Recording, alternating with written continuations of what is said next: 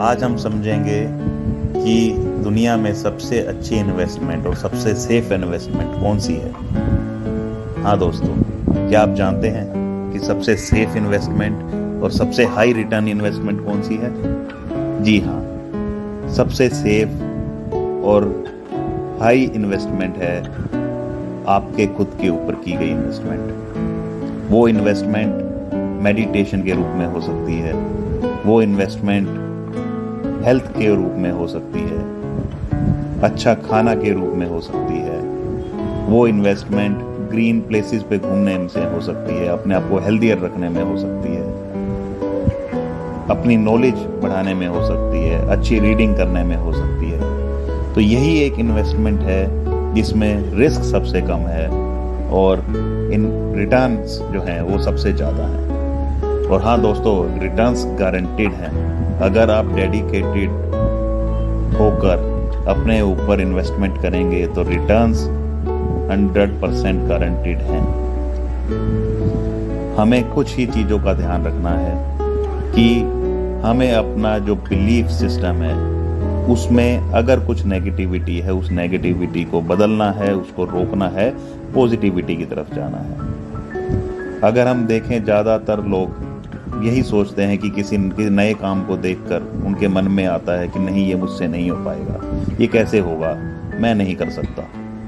But वही लोग ज़िंदगी में कामयाब होते हैं जो उस नहीं को हाँ में बदल देते हैं, जो पहले से ही मन में डिटरमाइन कर लेते हैं कि हाँ मैं कर सकता हूँ, मैं कर लूँगा, और करने के बाद कहते हैं मैंने कर दिया। दोस्तों, ये जो रास्ता है ये कठिनाइयों भरा हो सकता है, मुश्किल भरा हो सकता है, लेकिन नामुमकिन नहीं है। हम जो वर्ड बोलते हैं इम्पॉसिबल, अगर उसको अलग अलग कर दिया जाए तो इम्पॉसिबल में आई एम पॉसिबल, वो वर्ड खुद ही बोलता है कि आई एम पॉसिबल। सिर्फ हमारे देखने के नजरिए का फर्क होता है। दूसरे आप पर विश्वास करें उससे पहले आपको खुद पर विश्वास करना होगा, आपको खुद पर बिलीव करना होगा।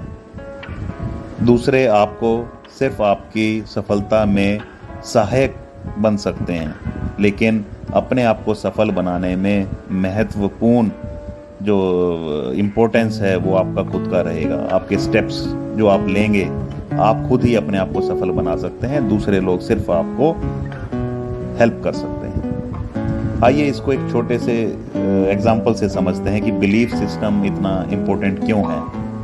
तो दो दोस्त जरा जा रहे थे घूमने, तो उन्होंने देखा कि एक बहुत बड़ा हाथी एक छोटी सी रस्सी से बंधा था।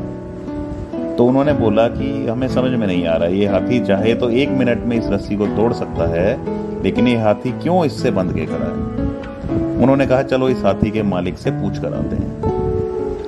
वह दोनों दोस्त उस हाथी के मालिक के पास गए और हाथी के मालिक से पूछा कि ये इतना बड़ा हाथी है, तुमने इसको छोटी सी रस्सी से एक पैर पे बांध रखा है, ये भागता क्यों नहीं है, इसे तोड़ता क्यों नहीं है। तो उसके मालिक ने फटाफट से एक जवाब दिया कि दोस्तों, ये जो हाथी है जब ये छोटा था तो हम इसको इस रस्सी से बांधते थे, उस समय ये रस्सी इसके लिए काफी मजबूत थी, ये कोशिश करता था, नहीं तोड़ पाता था। लेकिन आज जब ये बड़ा हो गया तो हम यही रस्सी इसे तब से बांधते हैं, इसके मन में ये बात, इसके बिलीफ सिस्टम में वो बात घुस चुकी है कि मैं इस रस्सी को नहीं तोड़ सकता हूँ, इसीलिए अब ये कोशिश ही नहीं करता। तो दोस्तों, इस कहानी से हमें शिक्षा मिलती है, हमें सबक मिलता है कि हमें कोशिश कभी नहीं छोड़नी चाहिए।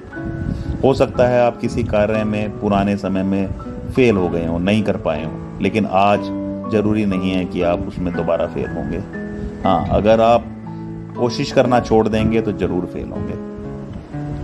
तो हमें इस कहानी से शिक्षा लेनी चाहिए। हमें कभी भी किसी चीज़ से हार नहीं माननी चाहिए। हमें अपने आप के ऊपर निरंतर मेहनत करते रहना चाहिए। जहाँ भी हमें लगे कि हमारे अंदर किसी भी तरह की कमी है, नॉलेज की कमी है, हेल्थ की कमी है या कुछ व्यवहार की कमी है, तो हमें उस पर काम करके उसे ठीक करना चाहिए। मैं फिर से यही कहूँगा दोस्तों कि दूसरे लोग आपकी मदद कर पाएंगे, लेकिन अपने आप को सक्सेसफुल बनाने में मेन जो भूमिका है वो आपकी खुद की रहेगी। आशा करता हूँ दोस्तों आप लोगों को मेरी बात समझ में आई होगी, और मैं एज अ शुभ चिंतक मेरी यही मनोकामना रहेगी कि आप लोग सभी लोग अपने आप पे मेहनत करें, अपने आप पे वर्क करें, और एक दिन ज़िंदगी में ज़रूर कामयाब हों।